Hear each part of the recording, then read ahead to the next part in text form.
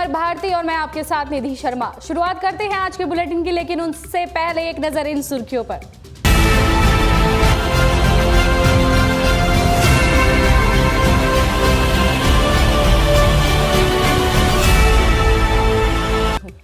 BJP के सुबोध अधिकारी का टीएमसी पर आरोप, बांग्लादेशी नागरिकों को टिकट देकर लड़ाया था चुनाव।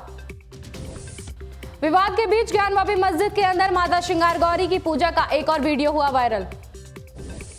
ओला और उबर से कैब बुक करने वालों की शिकायत पर केंद्र सरकार सख्त, कहा सर्विस सुधारो नहीं तो होगी बड़ी कार्रवाई। मूक बधिर ओलंपिक में अपना सर्वश्रेष्ठ प्रदर्शन करने वाली भारतीय टीम से पीएम मोदी करेंगे मुलाकात। पूर्व प्रधानमंत्री राजीव गांधी की पुण्यतिथि आज, पीएम मोदी ने दी श्रद्धांजलि। राहुल ने कहा उदार और दयालु शख्सियत थे। तो ये थी सुर्खियां। ये अब बुलेटिन की शुरुआत करते हैं। भारत में बीते 24 घंटों में कोरोना के 2323 नए मामले सामने आए हैं। वहीं सक्रिय मामले बढ़कर 14,996 हो गए हैं। स्वास्थ्य और परिवार कल्याण मंत्रालय के अनुसार भारत ने पिछले 24 घंटे में 2323 मामले दर्ज किए हैं। ये दूसरा दिन है जब कोरोना केस 2000 से ऊपर है। नवीनतम आंकड़ों के अनुसार भारत में सक्रिय मामले 14,996 है, जबकि मरने वालों की संख्या बढ़कर 5,24,348 हो गई है।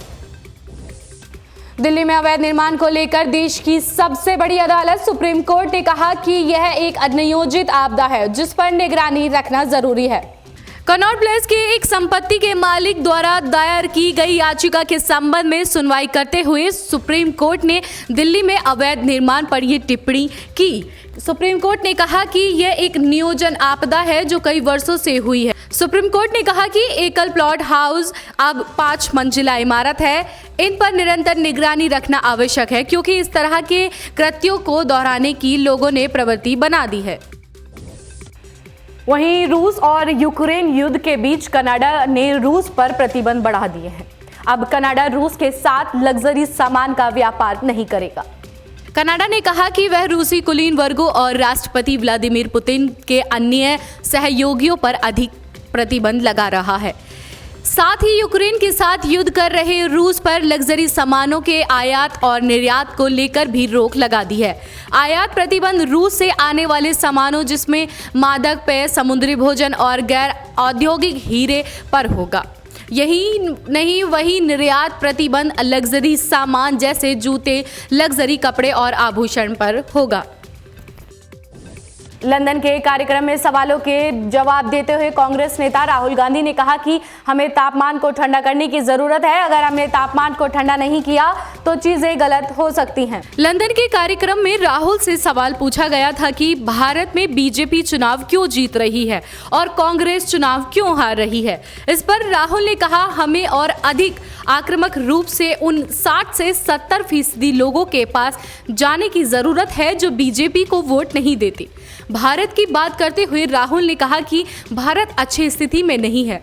बीजेपी ने पूरे देश में मिट्टी का तेल फैला दिया है। आपको एक चिंगारी चाहिए, हम बड़ी मुसीबत में पड़ सकते हैं। आज पूर्व प्रधानमंत्री राजीव गांधी की पुण्यतिथि है। प्रधानमंत्री नरेंद्र मोदी ने पूर्व प्रधानमंत्री स्वर्गीय राजीव गांधी को श्रद्धांजलि दी। दिल्ली में स्थित राजीव गांधी के समाधि स्थल वीर भूमि पर सुबह से श्रद्धांजलि दी जा रही है। बेटे राहुल गांधी ने पिता की पुण्यतिथि पर एक वीडियो शेयर किया। वीडियो में राजीव गांधी की एक स्पीच है जिसमें राजीव गांधी कह रहे हैं कि भारत एक पुराना देश है लेकिन एक युवा राष्ट्र है। राहुल ने अपने ट्वीट में लिखा कि उनके पिता एक दूरदर्शी नेता थे जिनकी नीतियों ने आधुनिक भारत को आकार देने में मदद की। वह एक दयालु और उदार शख्सियत थे। उन्होंने हमें क्षमा और सहानुभूति का मूल्य सिखाया। वहीं नेपाली यात्रियों से भरी कार और टैंकर में आज सुबह भीषण टक्कर हो गई। दर्दनाक हादसे में 3 की मौत और 12 लोग घायल बताए जा रहे हैं। नौ बहराइच हाईवे पर शनिवार की सुबह नेपाली यात्रियों से भरी टाटा विंगर और टैंकर में टक्कर हो गई। टक्कर इतनी जबरदस्त थी कि कार के परखच्चे उड़ गए और हादसे में 3 लोगों की मौत हो गई। वहीं 12 यात्रियों के घायल होने की खबर आ रही है। कड़ी मशक्कत के बाद कार में फंसे शवों को निकाला गया। पुलिस ने घायल को जिला अस्पताल भेज दिया और शव को पोस्टमार्टम के लिए भेज दिया गया है। इसी बीच सोनभद्र से एक बड़ी खबर सामने आ रही है। यहाँ बारातियों से भरी बोलेरो खड़े ट्रक में जाकर टकरा गई।